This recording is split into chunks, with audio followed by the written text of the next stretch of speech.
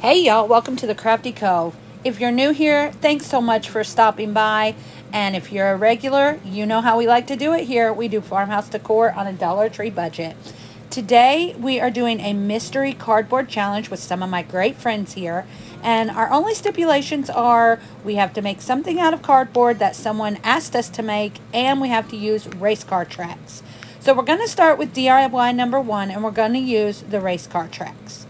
So for this DIY, I'm going to end up using 2.5 packs of the Hot Wheels tracks, and that'll equal 5 racetracks. So I'm just going to open these up, get them all taken apart. We're not using the blue parts. All we're using is the actual orange tracks. I hope I can explain to you how I'm doing this. I'm going to take 2 of the tracks, put them end to end, take a piece of a jumbo popsicle stick, and we are going to glue those 2 tracks together. So 2 tracks end to end and glue them together with a popsicle stick. We're going to do that one more time with another set. So we'll take 2 more, put them end to end, cut our popsicle stick, and then glue those together. After that, sorry, I don't want to get ahead of myself. Next, what we're going to do is we're going to take 2 more of the racetracks. I'm going to stack them on top of each other, and I'm going to mark these. I don't really know how much, maybe 2 or 3 inches right there. And I'm marking them because what we're going to do is we are going to bend those. So I'm going to bend those little pieces right there where I marked them. And I'm actually going to beat them down with a hammer to try and get them to stay down. And then I'm going to go ahead and clip those and let them kind of mold together, if you will, while I'm working on another piece. Now, after we've got all that done, we're taking those clips off. We're taking that one of those that is bent, and then a set of the 2 that are glued together, and we are going to glue all these together. I hope that makes sense.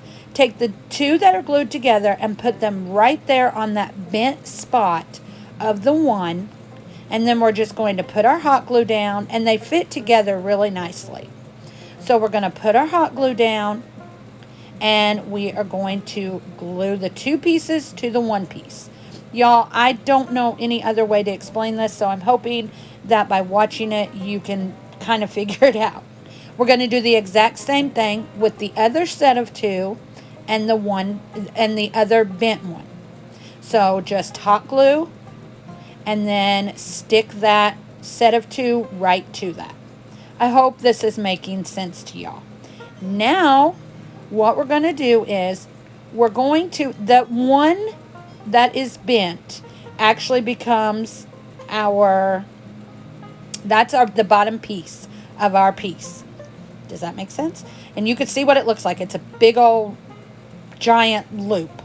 What we're going to do is those 2 sets of 2, we're going to overlap those and glue those together. I hope you understand what I'm saying. So I've got them overlapped to the size that I want, and I'm going to go ahead and clip them before we start gluing them. Now what I'm going to do is I'm just going to take 1 clip off at a time and go ahead and start gluing in sections. So we take a clip off, glue a section, put the clip back. The good thing about this is because this is really thin plastic and I have a high temp glue gun, it really molds these together, so it's almost like the plastic melts into the plastic, if that makes any sense. But just go ahead and get all that glued where you have them overlapped, and use your clips there just to hold it until it does all dry, because you don't want it to pop off, and that just makes it harder. So I just get my clips on there. I go ahead again and get them glued and then put my clips on. What we're making here is a cathedral window. So there at the bottom where those corners meet, I'm going to take 2 popsicle sticks. I just cut off the rounded edges, put some hot glue on it. I'm going to put 1 on the side and 1 on the bottom. And that's just going to give us a little more stability on our window and get it to the shape that I want. After that side's completed, we're going to go right over to the other end and do the exact same thing. One jumbo popsicle stick on the side and one on the bottom. Then what I'm going to do is I'm going to, well, you can see I'm putting this second one on the bottom.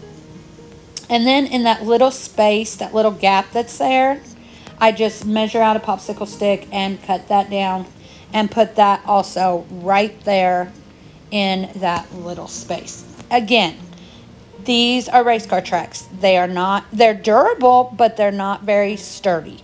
So I'm just trying to give this as much sturdiness as I can so that it will get to the shape that I want it to be. After that, we are going to go ahead and we're going to take another popsicle stick. I'm going to cut down 2 small pieces. And then I take an old dowel rod that I had on a previous project. I don't know the measurements. I'll try to get them and put them in the description box below. But what I'm going to do is take those little popsicle sticks, put a wad of hot glue in the middle of it, and glue an end of the dowel rod to each popsicle stick. I'm just holding it there till it dries, and then we're going to flip it over and do the exact same thing on the other end. Once those are dry, we are going to go back to our frame, and we're going to put this about 1/4 of the way up from the bottom. And the reason I put the popsicle sticks is it makes it so much easier to stick those than to try and stick the dowel rods to the frame or the other popsicle sticks. So it just makes it easier to do it this way. I just glue those on each end right there, like that, right there. Then we're going to do the exact same thing with another dowel rod, an older one again that I'm just reusing. We're going to glue it right to our popsicle stick pieces, one on one end, one on the other. And then we're going to take this dowel rod and glue it up across the frame, up more towards the top. So again, we're making a cathedral window, and I love how this turned out, and honestly, I'm probably going to make me another one because it was easier than I thought. It was hard, but it was easier than I thought it would be. And these race car tracks are really good for this because you can bend them. You can't get them in a lot of different shapes, but I thought this would work out perfectly, and so far it did. So I hope y'all like it also. After we get that finished, we're going to take a thinner dowel rod. These two in the middle were a thicker or more in diameter. I don't know what the word is. But this is a thinner one, and I cut it down with my little saw. And for this one, we're going to glue this up and down vertically like this right here. And I don't worry about popsicle sticks on this because what it's going to do is it's going to sit right in the grooves of those racetracks. And I just glue it on there and then reinforce it with more hot glue. And I do use Gorilla Hot Glue, and I've had no trouble with this. Now we're just going to take another couple thinner dowel rods. And I'm just going to make some strips that I'm going to glue in here just to make me a little design in my cathedral window. So these first two up towards the top, I'm doing like catty-cornered from the top of the window, the top center of the window, down to that first dowel rod. I'm doing one on each side. And again, all I'm doing is gluing these down and then reinforcing with just a little more hot glue over top of it. You do have quite a bit of glue on here, but I just go through with my heat gun when I'm finished with all this and make sure all my stringies are off and I don't have great big globs of hot glue anywhere, so that when I paint this, it will be a lot easier to cover. So you can see here, I'm doing the first one. I just glue it, and then I'm going to reinforce. Oh, no, I'm going to go over to the second one. And again, the same exact thing, just kind of catty-cornering it from the center top to that first dowel rod that's going across. And it just gives it like maybe a little diamond or a pyramid. I don't know what shape this is, a little triangle, but I think it turned out really cute. Now I'm going to take another one of those dowel rods, and I'm going to cut one piece to go between those two horizontal dowel rods. At first, I was just going to do that one on each side, like one right here and one over on the other two dowel, or on the the other side of the vertical dowel rod. But then I decided that I wanted to go ahead and have a vertical, I wanted 3 vertical lines instead of just one, or y'all, I don't even know how to voice over this right now. Anyway, we're gonna mark those, we're gonna cut those out, we're gonna put those in there. What I should have done is just used one full dowel rod and went vertical on both sides, but instead I had changed my mind right in the middle. So what you're going to see me do is I'm going to cut 4 more dowel rods to the size that I want them, and see right here, and it's just going to be like we had one vertical on each side. But I went a crazy way around that, and a crazy way of telling y'all that. So after we get all those in there, we're just going to go ahead and reinforce all the way around again with some more hot glue on all of our pieces, trying not to get any globs or anything. And then when I'm finished, I go through with my heat gun and I go ahead and remove any stringies or anything like that, and any major like globs of hot glue, because like I said, when I paint it, I want it to be easier to paint and to cover. So I would have loved to use white spray paint on this, which I'm loving being able to spray paint now that I'm home. But my walls are white, so I knew if I did white or even a light gray, that it would just blend into my walls and you wouldn't even be able to tell what it was. So I go ahead and I just use some black matte spray paint. The dowel rods took 1 coat, but the racetracks actually took 2 coats because it is orange and it was a little harder to cover. So after we get all that finished, I just went ahead, I paint the entire piece. Then I stuck a little wreath right in the middle, and y'all, this is what it turned out like. I love this. They are such expensive pieces, and I think mine is super adorable. Is it perfect? No, but I think it's so cute. And look what you can do. This honestly cost me less than $10. Let me know in the comments below what y'all think. So for our mystery cardboard challenge, what we have to do, we each get a name and then we send a picture of something that we want that person to make out of cardboard.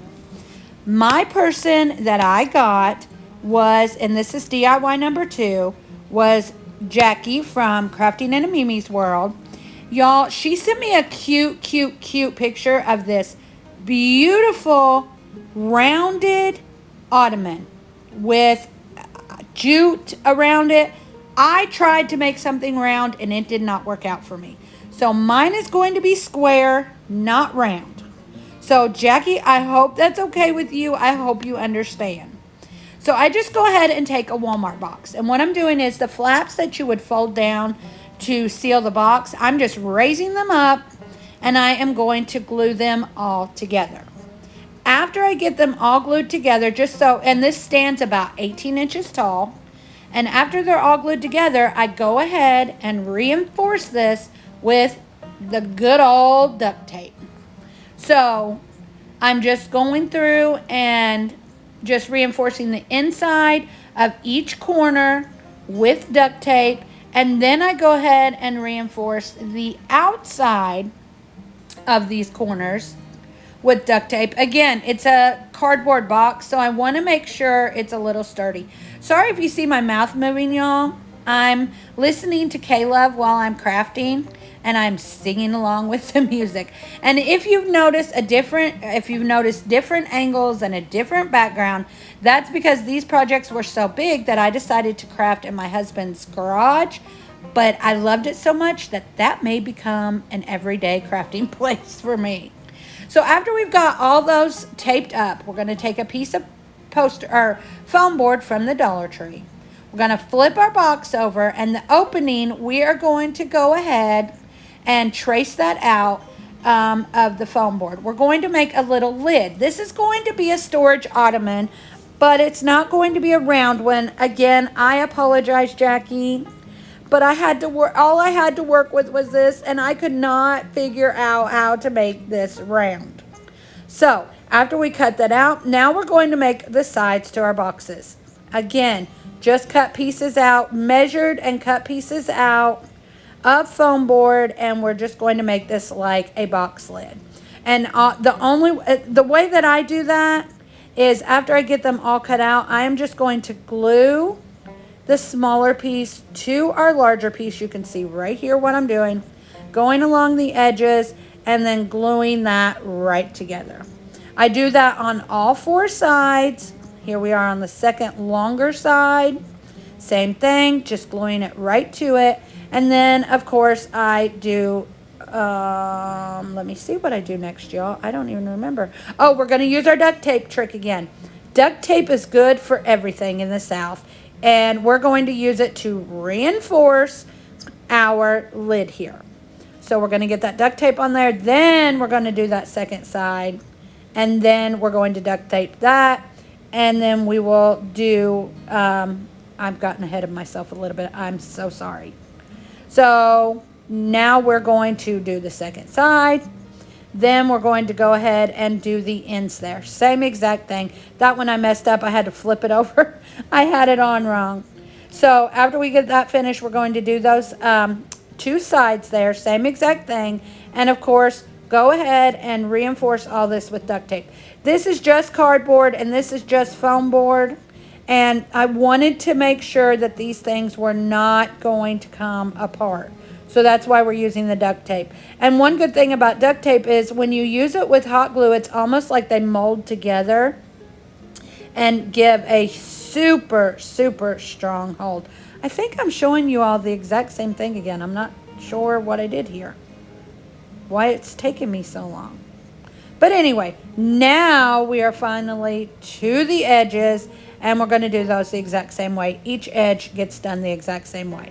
Now, after we get that finished, because this is going to be a lid and I may want to put a tray on it, or my granddaughter may want to sit on it, or my dog may jump on it, I go ahead and reinforce the inside of this lid with 6 jumbo or giant popsicle sticks just to give it a little bit more stability. Now, Jackie's was also covered in jute. I went to find, you can see it right there, I went to find nautical rope at my Dollar Tree, could not find enough. I only found 2 or 3 bundles and that was not enough to do this. So y'all, I'm going to put my own spin on it, and y'all know that I love buffalo check. So luckily I had enough buffalo check vinyl that I'm going to cover this entire piece with, or the bottom part, the box part, with buffalo checks. And I'm extremely proud of myself because I actually got it lined up fairly well so that the pattern was consistent all the way through. This may not be for everyone. If you can find the jute or the nautical rope, do it, because it is gorgeous, I'm sure, with the nautical rope, but I just couldn't find enough. And this is what I had on hand, and this is my style, so I decided to make it my own. Jackie, I hope you don't feel gypped by this, because I truly tried with everything I had to make it exactly like you wanted it, and I just couldn't get it done. So anyway, we're going to cover this entire box part except for the bottom. I don't worry about the bottom. Y'all can go ahead and cover it if you want, but I did not have enough buffalo check to even worry about the bottom, even if I wanted to. So after we get it all covered again except for the bottom, now I'm going to go ahead and use some of that nautical rope, and we're just going to make a strip about 1/4 way down from the top, because I wanted that nautical rope or that jute, Lord, how many times have I said that in this video, to be in there, because that is what Jackie showed me, and that is, I wanted to incorporate it in some way, shape, or form. So we're going to go 1/4 ways down on the box, and we're going to go all the way around it. And then I decided I wanted a little bit more, and I had enough nautical rope, so we are going to go ahead and do the entire bottom edge with the same thing. That way we've got a little more of that rope. After that, I still decided that wasn't enough, and I wanted something for the front of my little ottoman. So I found this little rusted star that I had gotten from a yard sale somewhere, and I decided we're just going to go around the rusty star with more nautical rope. Oh, that's like 5 million times that I've said that in this video. But anyway, we go all the way around it just to give it, again, just a little more of a touch. Now, I have lost the footage of me redoing my top. I kept the top like it was, but then I covered it in some buffalo check material and just went around all of the edges with nautical rope. I apologize. I have no clue where that footage went. I think my iPad ate it, but anyway, I just went all the way around it with some buffalo check fabric. And again, just outlining the box with the nautical rope. After that, I'm going to go ahead and glue my star on the center of the front of our storage box, our Ottoman, whatever you want to call it. And this is how it turned out. Again, not exactly how Jackie wanted it to look, but I think it turned out super, super cute. And it's the best I could do.